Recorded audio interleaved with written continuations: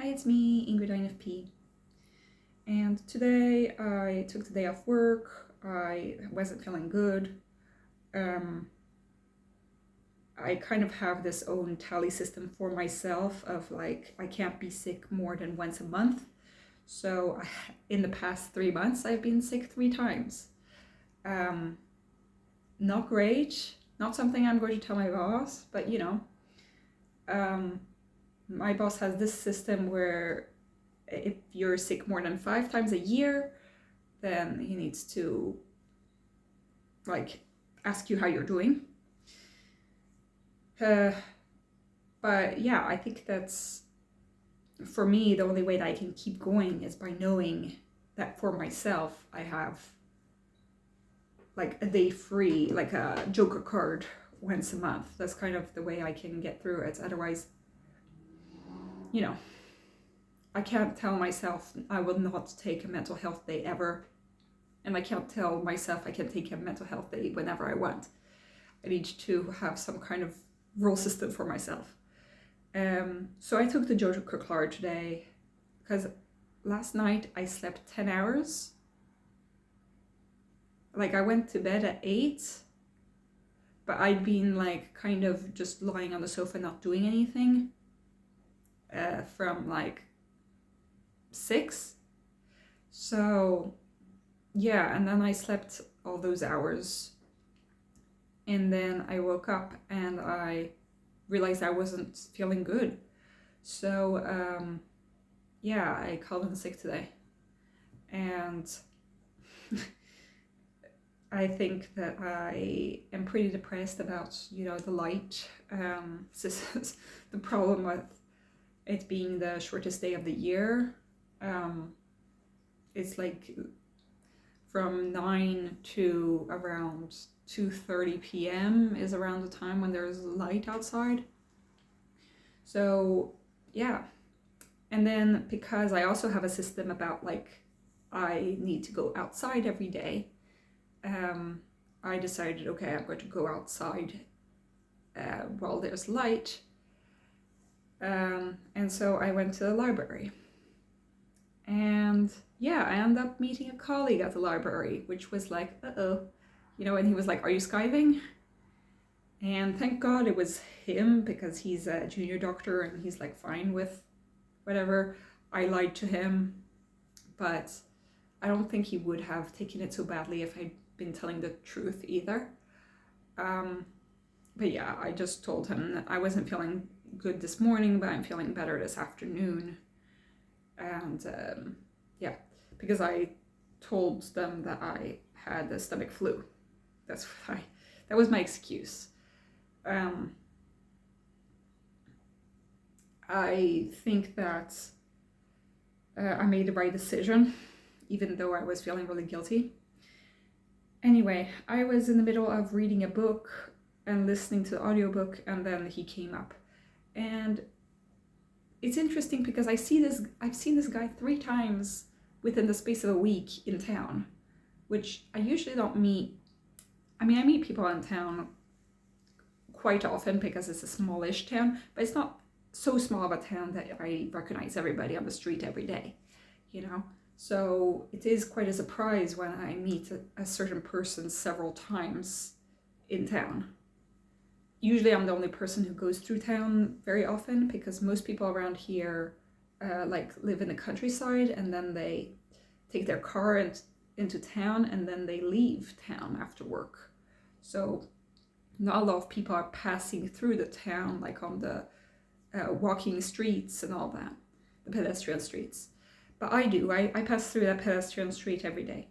Back and forth, back and forth, back and forth. That's my life, basically. So this guy, apparently that's also his life. I met him in front of my house. I've met him in the library now. I've met him while I was buying groceries. And yeah, so this time he was at the library and he was looking for bird books, because he's been looking at birds that live nearby, and he's been recognizing birds.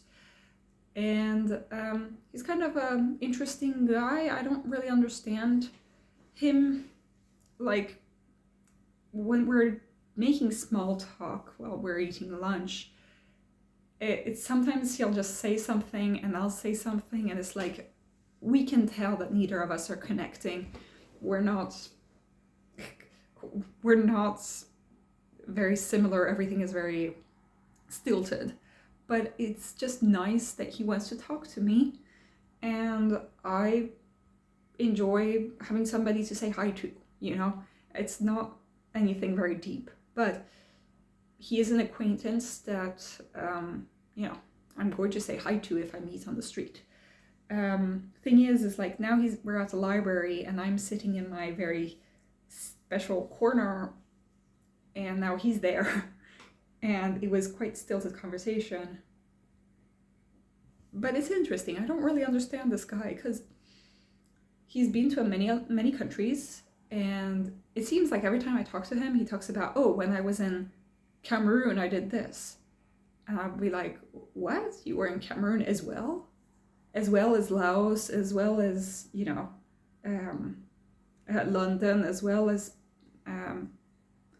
you know, France, as well as, you know, all of these countries. And he was like, I forget if he went to Chile or if he went to somewhere else. He went to Ecuador.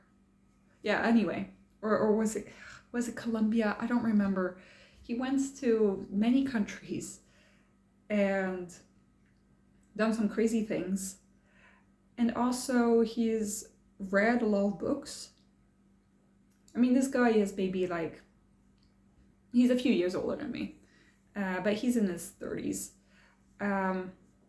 He's read all these books. Like, he's read The Count of Monte Cristo, which I'm telling you is 1,000+ pages long.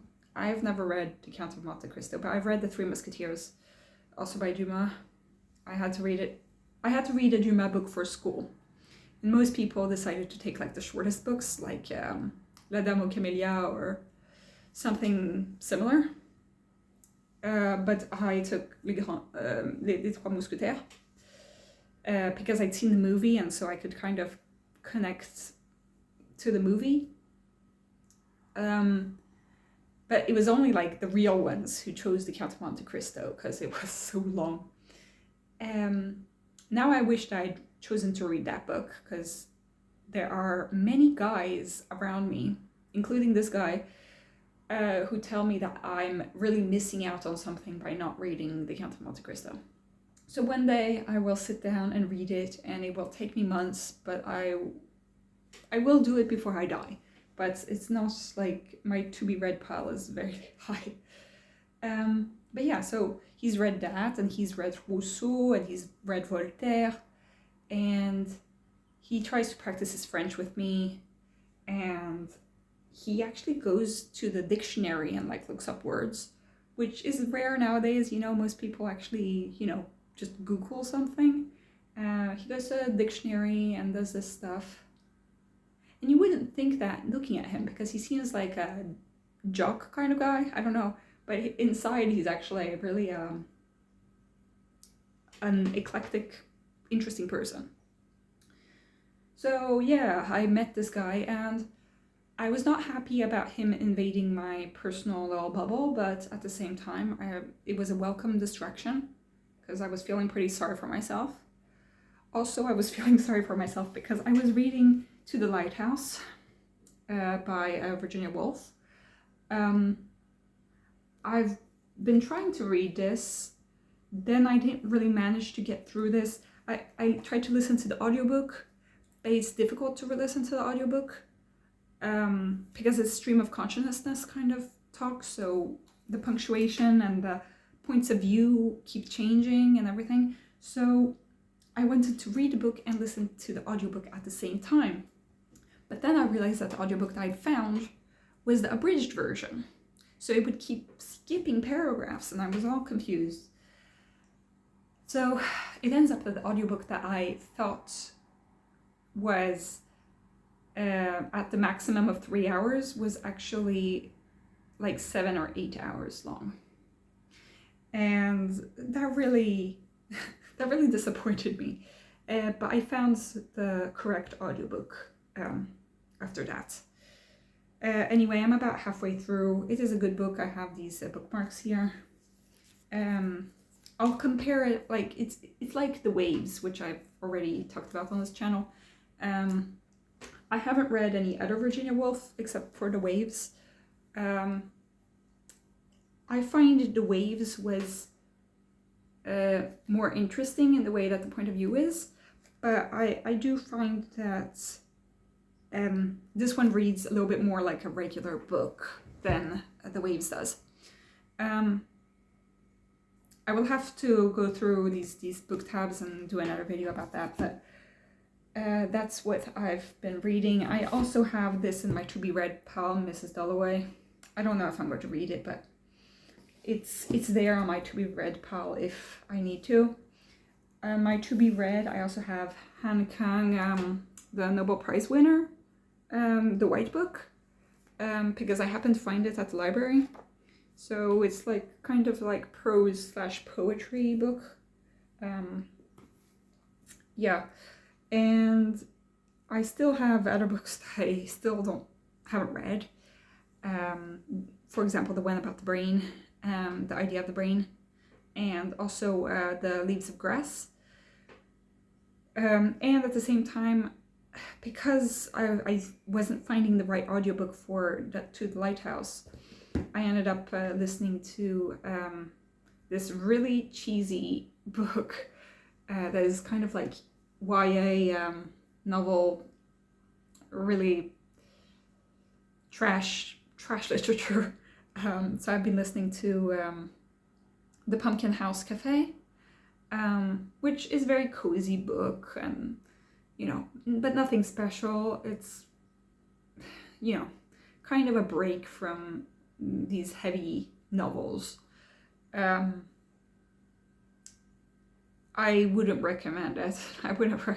But I am listening to it because it's easy for me to listen to something that I don't need to concentrate too much on when I'm walking on streets where there are cars. I am planning on getting myself a noise cancelling headphones at some point, so that I can listen to audiobooks while I'm crossing the street or something. Or not crossing the street, but like walking along streets. Safety first, right? But like I don't want to, yeah. Anyway, so at the moment I'm like kind of reading 4 books at the same time. Let's just say that I have 2 audiobooks at the same time and 2 physical books. I have finished 2 audiobooks. I was finished with Somewhere Beyond the Sea, which is a sequel to That House on the Cerulean Sea by T.J. Klune. Really good book, really cozy. It does get a little bit too cheesy compared to or corny, or whatever word you could use, compared to the first book. I also thought that the book would be more about trans character, but because the book was dedicated to trans people, but it isn't about trans people. It is about inclusion, and there is a gay couple heavily in the book, and it's just a very cozy, lovely, inspiring story. So I do recommend that series. And I also listened to Les Contes de la Bécasse by Guy de Maupassant. I usually like Maupassant's books, his short stories, but I feel like Les Contes de la Bécasse wasn't the greatest compilation of stories. I liked Boule de Suif, and I had to read other contes, short stories when I was in school. But Contes de la Bécasse was kind of really a product of its time in women and stuff like that. Not good. Then I listened to Le Tour du Monde en 80 jours, the what is it called in English? Around the World in 80 Days by Jules Verne. Good book, whimsical. You know, a lot of action, things are happening. I only gave it 3 stars though because it was, or did I give it 4 stars? I don't know. But there was a female character who was pretty, I think I gave it 3 stars. There was a female character who was pretty superficial, and there is racism in this book. Like, you know, they're going around the world, and Jules Verne himself never left France. So his idea of the world was pretty skewed, I guess. And yeah, I mean, I guess that a lot of books from that time will have dated views on other people groups, you know, but other cultures and nationalities. But I think that Jules Verne, didn't really think that his book was going to be read by people around the world in another century, you know. But I thought that it was pretty. I also enjoyed the narrator, who was very, very dynamic in his reading. So that's why it was fine. But Conte de la Bécasse, however, did not have that whimsical feel, so that's why it got 2 stars, according to my very, very silly, very inconsistent rating system. I have been reading a lot of books this year, and I've counted it up to 47 books. And if I manage to finish any one of the other books, I hope so, then I'll have read 48 books in a year, which, hooray, you know? Good job me. Maybe I'll get even up to 50, but I'm not going to get that ahead of myself. You know, reading books isn't about the quantity of books, it's more about what you get out of the reading. And so it did bring me some happiness today to meet somebody and to focus on reading a book, and to just get out of the house a little bit. There were a lot of people in town because it's Christmas. I will see about if I do a live or if I do something else. I haven't ordered any HelloFresh lately, but maybe we'll see about New Year's. I work on the 28th and on the 30th. And then I get back to work the first week of, the 2nd of January, I guess. But I have a week holiday now. I'm going to be celebrating Christmas with my ISFJ friend and his family. I know his whole family, so it's not like I'm a new guest, but it's the first time that I'll be spending Christmas with them, so I'm a little bit nervous about that, but I think they will be fun, and they're very welcoming, and I gave my ISFJ friend his present, so I think I'm going to buy the family a separate present, like chocolates for the family, to thank them for taking me into their Christmas celebrations. But New Year's I'll be spending alone. I think I'll be making more videos before then. But yeah, for those of you who aren't going to be watching them, Merry Christmas and Happy New Year and all that jazz. Happy holidays for those who celebrate other kinds of holidays. Happy Hanukkah. I don't know when that is. And there are other kinds of holidays around this time of year because it is the end of the year and winter, and we need some happiness in these dark times. Okay, so that's all I'm going to say. Have a great day, everybody. Bye.